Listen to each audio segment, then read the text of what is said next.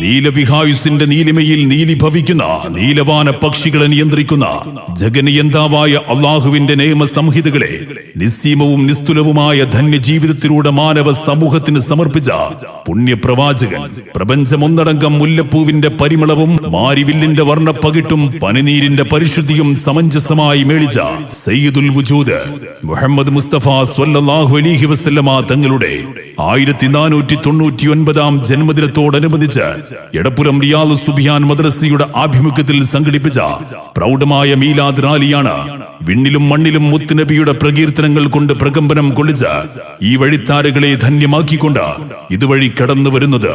ആശീർവദിക്കുക, അനുമോദിക്കുക പ്രിയമുള്ളവരെ.